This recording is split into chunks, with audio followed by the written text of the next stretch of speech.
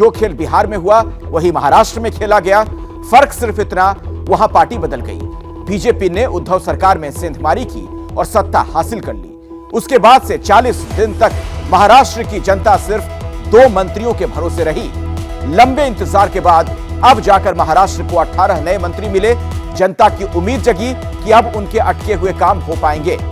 महाराष्ट्र भी उन राज्यों में शामिल है जहां जनादेश का माखौल उड़ाया गया।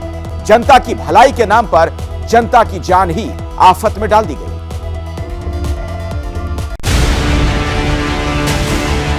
मी राधाकृष्ण एकनाथराव विखे पाटील ईश्वर साक्षी शपथ घेतो की आखिरकार 40 दिन के लंबे इंतजार के बाद महाराष्ट्र को मिले मंत्री।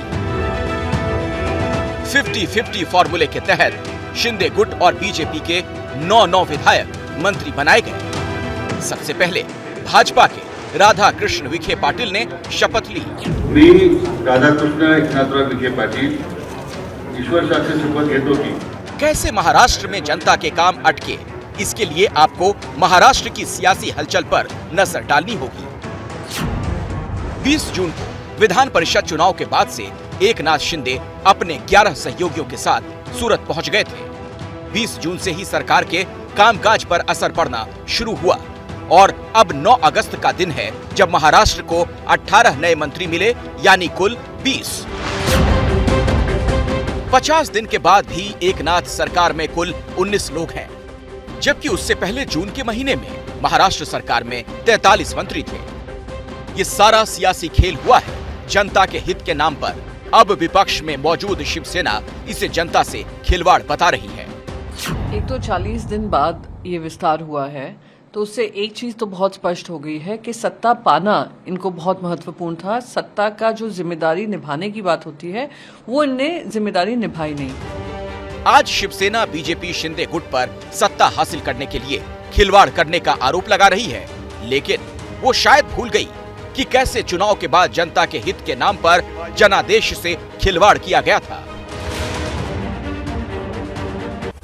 1 महीने से भी ज्यादा वक्त तक सिर्फ 2 मंत्रियों के जरिए चल रही महाराष्ट्र सरकार में मंत्रिमंडल विस्तार आज हो गया। आज सुबह राज्यपाल भगत सिंह कोश्यारी ने शिंदे गुट और बीजेपी गठबंधन के विधायकों को मंत्री पद की शपथ दिलाई।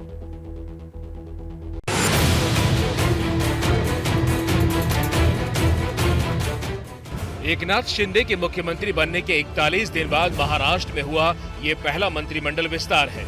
उद्धव के इस्तीफा देने के बाद महाराष्ट्र की सत्ता पर काबिज हुए एकनाथ शिंदे और बीजेपी की ओर से उप मुख्यमंत्री बने देवेंद्र फडणवीस के बीच 50-50 फॉर्मूले के तहत 9 विधायक मंत्री बनाए गए। मंत्रिमंडल का ये पहला विस्तार है। इसके बाद में सविस्तर मंत्रिमंडल का विस्तार होगा और अभी 22 से 24 जगह खाली है। वो सब होने के बाद में निश्चित बहनों को भी, महिलाओं को भी उसमें स्थान मिलने वाला है और जो रहे हुए मुंबई सहित जो एरिया के एमएलए हैं उस एमएलए को उनको भी मंत्री बनाया जाएगा। मंत्रिमंडल विस्तार में देरी क्यों हुई, इसको लेकर विपक्ष ने सरकार पर निशाने साधे। मुख्यमंत्री जी ने उनके जो कैबिनेट में कौन होगा कौन नहीं उनका चयन किया है। अब किस प्रकार के मंत्रियों को लेके वो काम करते हैं ये सारी जनता देख रही है। महाराष्ट्र सरकार में शामिल बीजेपी ने इस मंत्रिमंडल विस्तार को जरूरी बताते हुए किसी भी दूसरे राजनीतिक मजबूरी के दावों को दरकिनार किया है। नहीं, आनंद की बात है। मैं 27 साल से विधायक हूँ, पहली बार मंत्री बना हूँ। मैं और मेरे सभी साथियों के लिए बहुत आनंद की बात है। पक्ष विपक्ष के आरोप प्रत्यारोप तो चलते रहेंगे, लेकिन महाराष्ट्र की जनता के नजरिए से देखा जाए तो उन्हें एक मुकम्मल सरकार की जरूरत काफी वक्त से थी और मंत्रिमंडल विस्तार से उनकी इस समस्या का कुछ तो समाधान जरूर होता दिखाई दे रहा है।